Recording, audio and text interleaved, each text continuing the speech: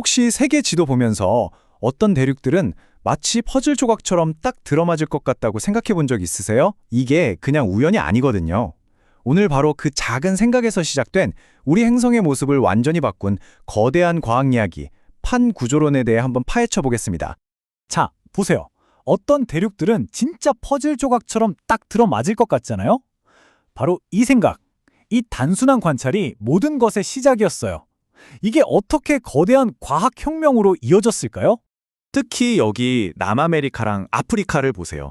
진짜 헤어진 연인처럼 서로를 향하고 있죠. 이게 단순한 우연이 아니었던 거예요.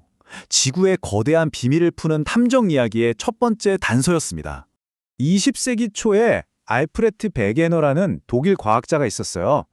이 사람이 바로 이 생각에 완전히 사로잡혔던 거죠. 다른 사람들은 그냥 신기하네 하고 넘어갔을 텐데 베게너는 이 우연 속에서 지구의 역사를 뒤바꿀 엄청난 진실을 본 겁니다. 그래서 그가 내놓은 게 뭐냐? 바로 대륙 이동설이에요. 지금 들으면 당연한 소리 같지만 당시로서는 정말 말도 안 되는 주장이었죠. 지금 우리가 보는 이 대륙들이 원래는 판게아라는 하나의 거대한 땅덩어리였고 그게 수억 년에 걸쳐서 쫙쫙 찢어지고 바다 위를 둥둥 떠다녔다는 거니까요. 물론 베게너가 그냥 상상만 한 건 아니에요. 진짜 탐정처럼 전 세계를 돌아다니면서 증거를 모으기 시작했습니다. 그의 주장을 뒷받침했던 4가지 핵심 단서, 한번 같이 따라가 볼까요? 자, 첫 번째 증거는 바로 화석입니다. 예를 들면 이 메소사우루스라는 민물 파충류가 있어요. 근데 얘 화석이 신기하게도 오직 남아메리카랑 아프리카 남쪽에서만 발견돼요.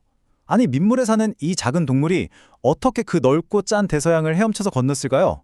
말이 안 되죠. 불가능한 일입니다. 두 번째 증거는 산맥이에요. 북미의 에팔레치아 산맥이랑 저기 바다 건너 유럽의 칼레도니아 산맥. 이 둘이 지질학적으로 똑같다는 게 밝혀졌어요. 암석 종류나 나이가요. 이건 뭐 마치 신문지를 찢었다가 다시 맞춰보는 거랑 똑같은 거죠. 자, 보세요. 퍼즐처럼 딱 맞는 해안선. 바다 건너에서 발견되는 똑같은 화석과 산맥. 심지어 지금은 완전 더운 아프리카나 인도에서 옛날 빙하의 흔적이 발견되기까지 했어요. 이 모든 증거들이 가리키는 건 딱 하나였습니다. 대륙은 움직인다. 이렇게나 증거가 많았는데 그럼에도 불구하고 당시 과학계는 베게너를 비웃었습니다. 완전히 무시당했죠? 왜 그랬을까요? 그의 이론에 아주 치명적인 딱 한 가지 구멍이 있었기 때문입니다. 과학계가 던진 질문은 이거였어요. 알겠다 이거야. 근데 도대체 무슨 힘이, 어떤 엄청난 힘이 이 거대한 대륙 덩어리를 움직이게 한단 말인가? 바로 그거였어요. 원동력. 베게너는 이 질문에 끝내 답을 하지 못했습니다.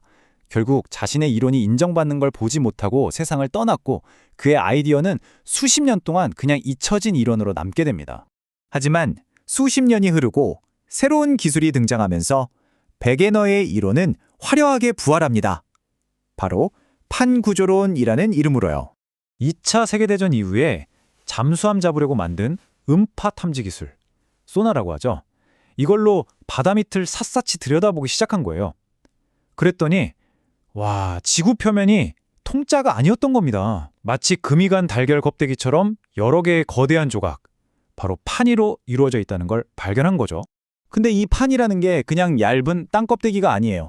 우리가 밟고 있는 지각은 물론이고 그 아래에 있는 단단한 멘틀 윗부분까지 포함하는 훨씬 두껍고 거대한 암석 덩어리입니다. 그리고 바로 이 판들이 대륙을 태우고 움직이는 거대한 컨베이어 벨트였던 셈이죠. 판에는 크게 두 종류가 있어요. 대륙을 싣고 있는 상대적으로 두껍지만 가벼운 대륙판, 그리고 바다 밑에 있는 얇지만 무거운 해양판.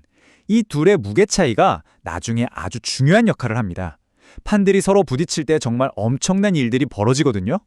그렇다면 마침내 이 거대한 판들을 움직이는 힘은 대체 뭘까요? 바로 지구 깊숙한 곳에 있는 뜨거운 핵입니다. 우리가 냄비에 물을 끓이면 물이 아래 위로 뒤섞이면서 움직이잖아요? 그런 대류 현상이 지구 내부 멘틀에서도 일어나고 그 힘으로 위에 떠 있는 판들이 움직이는 거예요. 이게 바로 베게너가 그토록 찾았지만 찾지 못했던 바로 그 원동력이었던 거죠.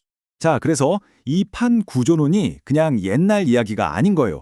지금 우리가 사는 세상에서 왜 화산이 터지고 왜 지진이 일어나는지 그 모든 걸 설명해주는 핵심 열쇠입니다.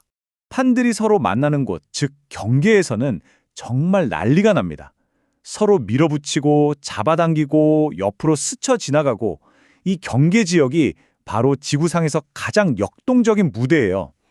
거대한 산맥이 솟아오르고 땅이 갈라지고 뜨거운 마그마가 뿜어져 나오는 곳이죠. 그래서 전 세계 화산이나 지진이 어디서 일어나는지 지도를 딱 펴보면 이게 막 아무 데서나 일어나는 게 아니라는 걸 바로 알 수 있어요. 실제로 전 세계 지진의 무려 90% 이상이 바로 이 판의 경계를 따라 발생합니다. 특히 태평양을 둘러싸고 있는 이 불의 골이라는 지역에 거의 다 몰려 있죠. 이게 바로 왜 우리나라랑 바로 옆 일본이 이렇게 다른지를 설명해 주는 거예요. 일본은 무려 3개의 판이 만나는 아주 불안정한 경계선 바로 위에 있고요. 반면에 우리나라는 다행히도 판의 한가운데 비교적 안전한 곳에 자리 잡고 있는 거죠. 결국 대륙의 움직임은 과거의 이야기가 아니에요. 지금 이 순간에도 대서양은 1년에 몇 센티미터씩 계속 넓어지고 있습니다. 우리가 보고 있는 이 세계 지도는요, 수십억 년 동안 상영되고 있는 거대한 영화의 딱 한 장면에 불과한 거예요.